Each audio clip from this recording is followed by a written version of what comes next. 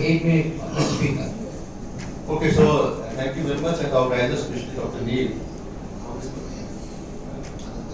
So I'm going to talk about, I think you can skip the slide. This is my introduction, which I've been working a lot in New Delhi and also conducting the Indo-European course on revascularization. I did from King George Medical College. So next slide. The topic is beta blockers in uncomplicated hypertension. Is there an indication? We know that we have been using this beta blocker for a long time. So it's a good topic, and in fact it was not easy to present because it has a lot of data, and this the preamble will be. So I'll talk now. The prior presentation will be the European Society of Hypertension guidelines, challenges with traditional antihypertensives, evolution of antihypertensive, third generation antihypertensive overall, which I'll talk more about this. This can be used, Indian experience versus metoprolol versus epiprolol versus metoprolol and erectile dysfunctions and Indian guidelines, and then take home message. The time is limited. I think the slide will be going off after 8 minutes.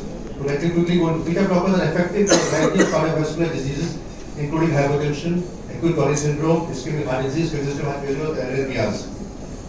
Off-rate beta blockers downgraded in the management of hypertension is second-line drug in the absence of specific cardiovascular comorbidities. So why this topic? Off-rate beta blockers are downgraded in the management of hypertension as second-line drugs in the absence of specific cardiovascular comorbidities. Here we review role of beta blockers and uncomplicated hypertension in today's clinical scenario. What are the European Society of Hypertension guidelines? ESH 2018 guidelines, beta blocker published in Williams P. et al. European Heart Journal 2018. First initial therapy is dual combination ACE inhibitors plus or ARB plus calcium blockers or diuretics. Only two. Step 2 is ACE inhibitors or ARB plus CCB plus diuretics. Either there it was only diuretic or CCB, here it is CCB plus diuretic. And of course, step 3 is triple combinations, paragliptin or other drug. And of course, the beta blockers are, as you can see in the road bar, consider beta blockers at any treatment step when there is specific indication for their use. Example, heart failure, angina, post-MI, hypertension, or younger women with pregnancy or planning for pregnancy. So this is being downgraded, the beta blockers. In the absence of any comorbidities, beta blockers do not have major role in the control of the hypertension. What are the challenges? Why this has been done? Challenges with traditional antihypertensives. It may worsen common comorbid conditions like asthma, COPD, peripheral arterial diseases, alteration glycemic and lipid parameters, adverse effects like EP or decrease in exercise capacity, questionable role in reducing cardiovascular events compared to first line drugs. So all the things are not same, so I am going to discuss a little more about the nebulizer. But what are the evolution of antihypertensive? 1960, William Black discovered propranolol. He was given Nobel Prize later. In fact, he also discovered one more agent that was discovered to receptors for the SNDT. And that was at that time, William Black was the person, I remember his name. 1970 selective beta blockers were coming, epiprolol and metoprolol. 1980s to 1990 non-selective vasodiuretic, carvedilol and metoprolol. And 1907 selective, highly selective vasodiuretic property, nebulizer TNT. Third generation antihypertensive nebulizer. This is the most selective beta-1 blocker. May be safer for patients with asthma, COPD, and peripheral arterial disease. Only beta blocker with significant nitric oxide release causing vasodilatation and other additional beneficial effects like antiplatelet agents. Effect does not affect blood glucose and lipid profile like metoprolol and no effect on exercise capacity or sexual dysfunction. So I am going to discuss this in the next 5 slides, that how it is proven that this is doing this. Nebulizer, British Journal of Pharmacology 2001, highest beta-1 selectivity compared to bisoprolol, metoprolol, ethanol, carvedilol. As you can see the rose part, this is the highest beta-1 selectivity. The Indian experience has been there. They discussed in the 2014 Journal of Clinical and Diagnostic Research, 2014, a prospective double-blind comparative controlled clinical study, 90 patients enrolled versus ethanol. Duration 12 weeks, and what they found, both drugs are equally effective for reducing blood pressure in Indian patients. That means versus ethanol is equally efficacious. But at the same time, as you could see in the last slide, the adverse effects.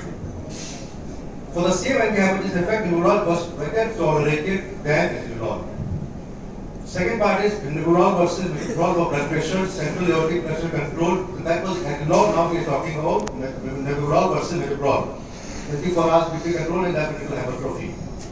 The study in hypertension 2011. Nebulizer versus metoprolol for central aortic blood pressure and diabetic hypertrophy. Nebulizer reduced central aortic pressure significantly from baseline as compared to metoprolol. Metoprolol versus metoprolol was central to end left into hypertrophy. Only metoprolol reduced LV wall thickness in this study significantly from baseline. Versus metoprolol for 24 hours BP control. Reduced blood pressure much better than metoprolol. 24 hours much better than metoprolol versus metoprolol. This is a study with population hypertension. What about metabolic profile? There is study with metoprolol versus metoprolol in metabolic profile. Indian Journal of Pharmacology 2011. Comparison of metoprolol and ethanol on blood pressure, blood sugar, lipid profile, patient with essential hypertension. In Indian study, 69 hypertensive patients were randomized to metoprolol 5 mg versus ethanol 20 mg and followed up for 24 weeks. Lipid profile and fasting glucose were compared between the group at 24 weeks. The result was ethanol worsened both glycemic and lipid profile while metoprolol was neutral on both. So this is better tolerated as this study shows. So it's a better choice versus ethanol and beta blockers are to be used in hypertension. Metoprolol versus metoprolol for erectile dysfunction, which is a major issue, especially in these beta blockers. A study which was published in Journal of Experimental Pharmacology and Physiology quite early 2007. 48 hypertensive men without sexual dysfunction were treated with 5 mg metoprolol and 95 mg metoprolol succeeded for 12 weeks, each in a double blind crossover study for 2 weeks. Primary endpoint was effect of therapy on sexual functions. Erectile functions were significantly reduced by metoprolol, while other scores were significantly improved by metoprolol. Metoprolol may offer additional benefit by avoiding erectile dysfunctions in male hypertensive patients. Another study which is very interesting is 44 men for essential hypertension and beta blocker and metoprolol or bisoprolol for 6 months. All patients completed IAF questionnaire and erectile dysfunction. Patients were then switched 6 months after. They were switched to 5 to 10 mg of 3 months. At the end of this time period, filling of the same questionnaire was done. 66% had erectile dysfunction at baseline.